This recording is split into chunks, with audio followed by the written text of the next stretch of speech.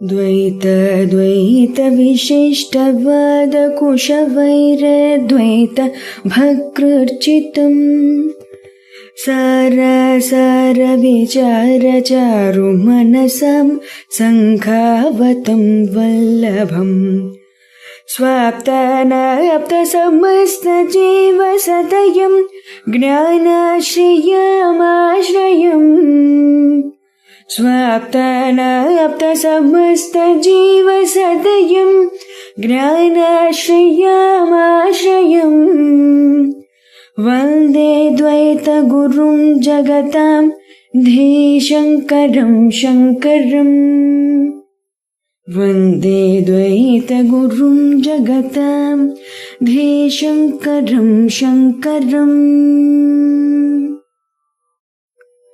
श्रुतिस्मृतिपुराणानाम् आलयं करुणालयं श्रुतिस्मृतिपुराणानाम् आलयं करुणालयं नमामि भगवत्पादशङ्करम् नमामि भगवत्पादशङ्करं लोकशङ्करं लोकशङ्करम्। శ్రీ గురుభ్యో నమః. శ్రీ శ్రవణ ఛానల్కి శ్రోతలందరికీ కూడాను మరొకసారి స్వాగతం. ఈరోజు మనం 365, 366 శ్లోకాలని వినబోతున్నాం అనమాట. ముందుగా 365వ శ్లోకాన్ని వినేద్దాం. శ్రుతే శతగుణం విద్యాన్మననం మననాదపి నిధిధ్యాసం లక్షగుణం అనంతం నిర్వికల్పకం.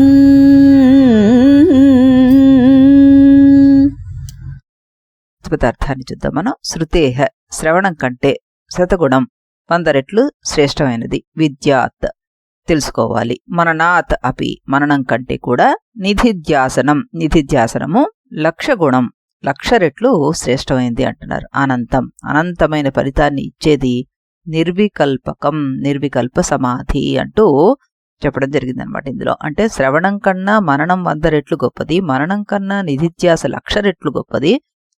అయితే నిధిధ్యాసనం పరిపక్వమై కలిగే నిర్వికల్ప సమాధి మాత్రం అనంతమైన ఫలితాన్ని ప్రసాదిస్తుంది అంటూ భావార్థం వస్తుంది మనకి ఇక్కడ. ఇక్కడ శంకర్లు వారు మనకి 4 మెట్లు చూపించారు. శ్రవణ, మనన, నిధిధ్యాసనం, నిర్వికల్ప సమాధి. శ్రవణం అంటే గురువుగారి వద్ద శాస్త్రార్థాన్ని వినడం. మననం అంటే సందేహాలను యుక్తితోటి తొలగించుకోవడం. నిధిధ్యాసనము అంటే నిశ్చిత జ్ఞానంలో నిరంతర నిష్ట ఉండడం. నిర్వికల్ప సమాధి అంటే బ్రహ్మనిష్ట సహజ స్వరూపం అయిపోవడం అనమాట.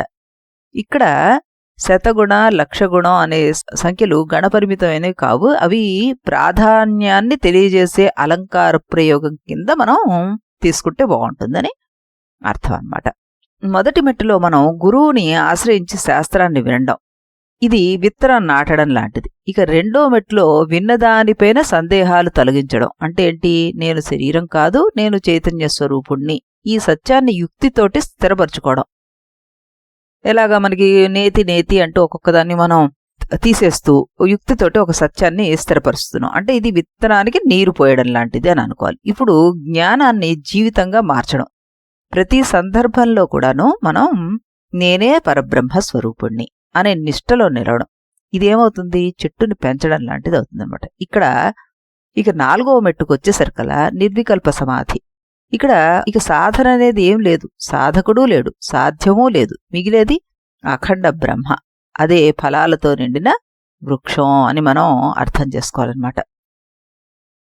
శ్రద్ధావాన్ లభతే జ్ఞానం తత్పరః సంయతేంద్రియ జ్ఞానం లబ్ధ్వా పరాం శాంతిమచిరేణాధిగచ్చతి అంటారు కృష్ణ భగవానుడు.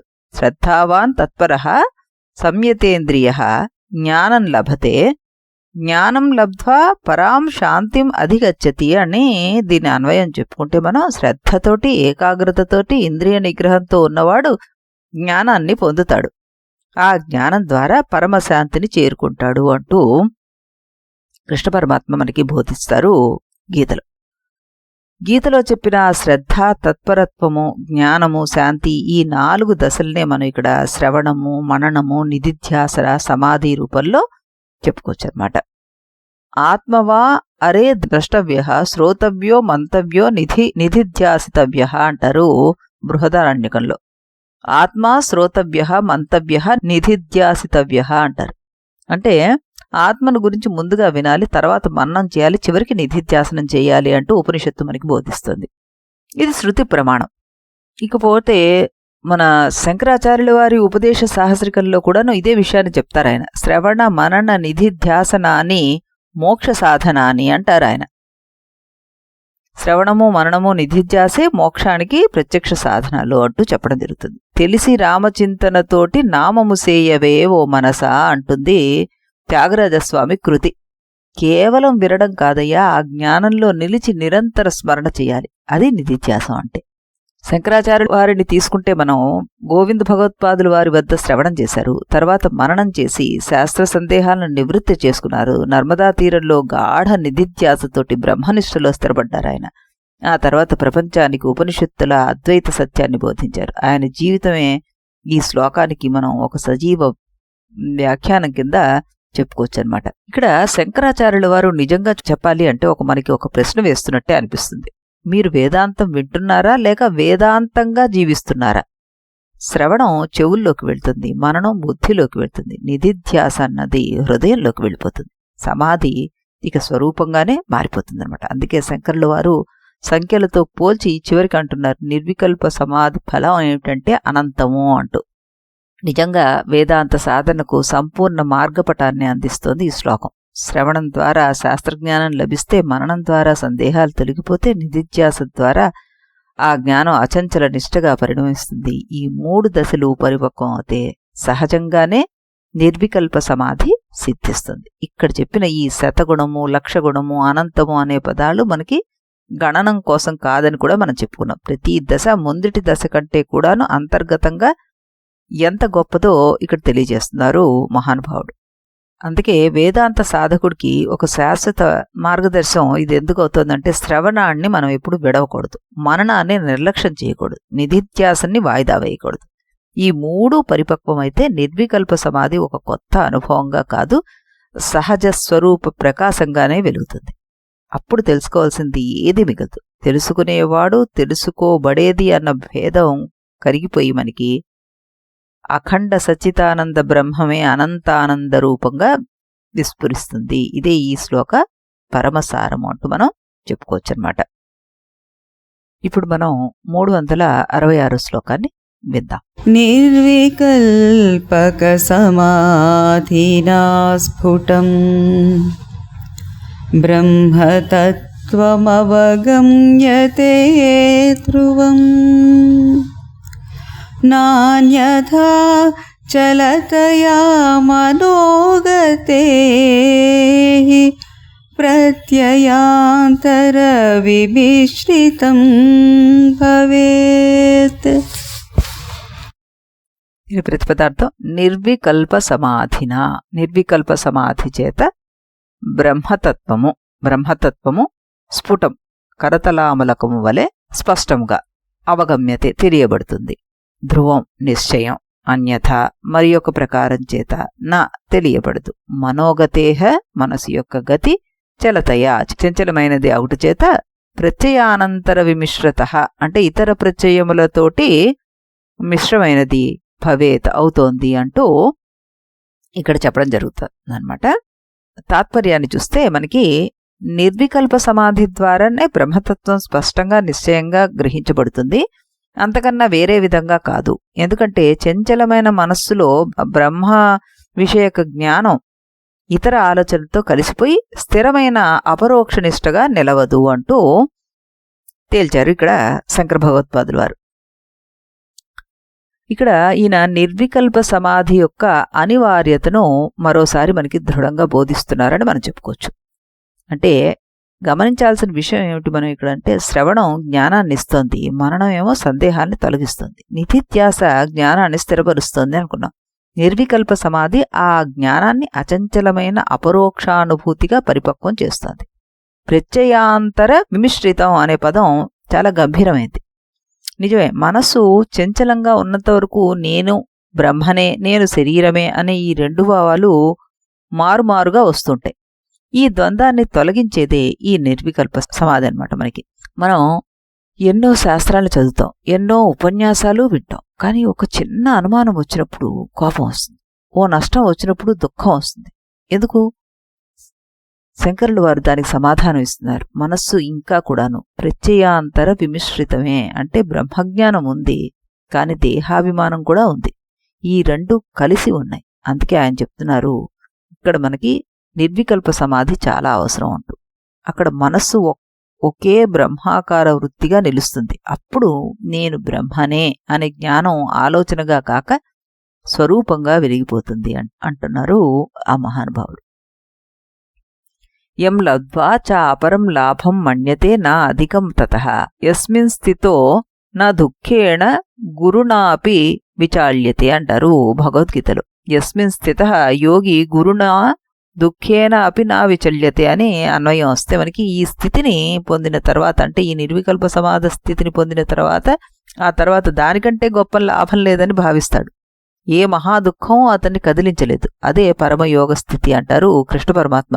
నా విచాళ్యతే అన్న సమాధి ఫలాన్ని ఇక్కడ ఈ శ్లోకం ద్వారా చెప్పడం జరిగిందనమాట. కఠోపనిషత్తు మనకి యదా పంచావతిష్టంతే జ్ఞానాని మనసా సహ బుద్ధిశ్చ నా విచేష్టతే తామాహుః పరమాం గతిం తం యోగమితి మన్యంతే స్థిరమింద్రియధారణాం అప్రమత్తస్తదా భవతి యోగో హి ప్రభవాప్యయో అని కఠోపనిషత్తు మనకి చెప్తుందన్నమాట. అంటే యదా ఇంద్రియాణి మనః బుద్ధి శాంతాని భవంతి తదా పరమాగతి అని ఒక చిన్న వాక్యంలో మనం చెప్పుకోవచ్చు అనమాట. అంటే ఇంద్రియాలు, మనస్సు, బుద్ధి అన్నీ సంపూర్ణంగా శాంతించినప్పుడు ఈ పరమగతి సిద్ధిస్తుంది మనకి. నిర్వికల్ప సమాధిలో మనోవిపేక్షం లేనందువల్ల మనకి, అంటే మనసు అటు ఇటు వెళ్లకుండా చంచలంగా లేకుండా ఉండడం వల్ల బ్రహ్మ సాక్షాత్కారం స్ఫుటమవుతుంది అని దీని అర్థం అన్నమాట. దక్షిణామూర్తి స్తోత్రం కూడాను అదే విషయాన్ని చెప్తుంది. జగత్తు నిర్వికల్ప బ్రహ్మలో ప్రత్యక్షమై కనిపిస్తుంది అంటూ చెప్తారన్నమాట. బీజస్యాంతరివాంకురో జగదిదం ప్రాంగ్ నిర్వికల్పం పునః అంటారు. మనకి రామకృష్ణ పరమహంస గారి చరిత్ర చదివినప్పుడు ఆయన అనేక సార్లు ఈ నిర్వికల్ప సమాధిలో గంటల కొద్దీ, కొన్నిసార్లు రోజుల కొద్దీ నిలిచిపోయేవారట. ఆ స్థితి నుండి బయటకు వచ్చిన తర్వాత ఆయన చెప్పిన మాట ఏంటంటే, అంతా బ్రహ్మమే, భేదం మనస్సు ఉన్నప్పుడే అనేవారట. ఈ అనుభవం ఇక్కడ మనకి స్ఫుటం బ్రహ్మతత్వం అవగమ్యతే అనే భావానికి ప్రత్యక్ష సాక్ష్యం కింద సాక్షి కింద మనం చెప్పుకోవచ్చు అనమాట. ఒక సరస్సును ఊహించండి. గాలి బలంగా వీచినప్పుడు నీరు అలలతోటి నిండి ఉంటుంది. అప్పుడు అడుగున ఉన్న చంద్రుని ప్రతిబింబం స్పష్టంగా కనిపించదు మనకి. గాలి ఆగిపోతే, నీరు నిశ్చలమైతే ప్రతిబింబం మనకి నిర్మలంగా కనిపిస్తుంది. అదేవిధంగా చంచలమైన మనస్సులో బ్రహ్మజ్ఞానం ఇతర ఆలోచనలతో కలిసిపోతుంది. నిశ్చలమైన మనస్సులో బ్రహ్మస్వరూపం స్ఫుటంగా ప్రకాశిస్తూ ఉంటుందన్నమాట. శాస్త్రజ్ఞానం మాత్రమే సరిపోదు, అది జీవనంగా మారాలి అంటున్నారు శంకరుల వారు. ఒక హెచ్చరికగా చెప్తున్నారు మనకి. అది నిశ్చలంగా నిలవాలి అని కూడా చెప్తున్నారు. మనస్సు గాలిలో ఎగిరే దీపజ్యోతి అయితే బ్రహ్మజ్ఞానం మెరుపులా కనిపిస్తుంది. మనస్సు గాలి లేని గదిలో దీపంలా నిశ్చలమైతే బ్రహ్మజ్ఞానం సూర్యుడిలాగా ఎప్పటికీ అస్తమించదు. అందుకే సమాధి అనేది జ్ఞానానికి ప్రత్యామ్నాయం కాదు, జ్ఞానానికి పరిపక్వత అంటారు ఆ మహానుభావుడు. చాలా చక్కటి శ్లోకాలని మనం వినడం జరిగింది.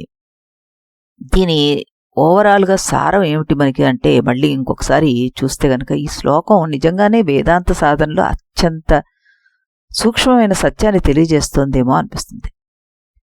ఇక్కడ బ్రహ్మతత్వం శ్రవణం ద్వారా తెలుసుకోబడుతోంది, మననం ద్వారా సందేహరహితం అవుతోంది. కానీ చంచలమైన మనసులో అది ఇంకా ఇతర ప్రత్యయాలతోటి కలిసిపోయే ఉంటుంది. అంటే దేహాభిమానము, లోక వ్యవహారము, పూర్వవాసనలు మధ్య మధ్యలో తలెత్తి జ్ఞాననిష్టని కప్పేస్తున్నాయి.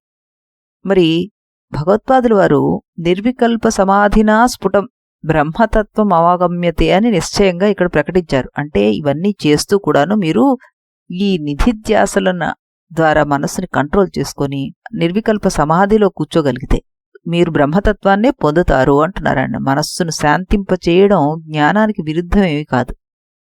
జ్ఞానాన్ని అఖండ నిష్టగా వికసింపజేసే సహజ పరిపక్వత ఇది.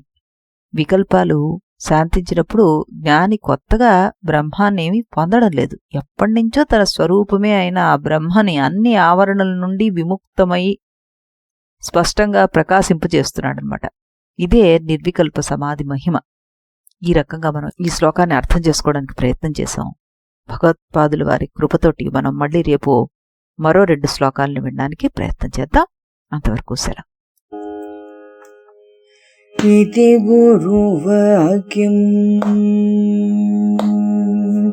इति गुरुवाक्यं विधि वेदान्तं विदितारकमिति ब्रह्ममु इति गुरुवाक्यं विधि वेदान्तं विदितारकमिति ब्रह्ममु इति मोदलिदि नडुमिदि तुदि తెలిసిన వాడేవాడుగా